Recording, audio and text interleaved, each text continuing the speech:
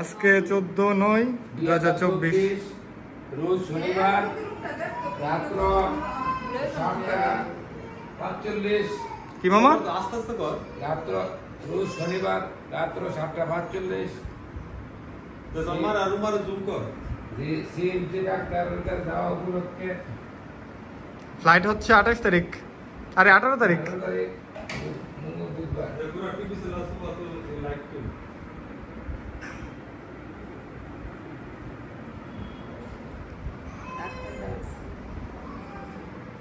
এটা টিভিতে আসবে। টিভিতে আসবে। দশম তো কত তো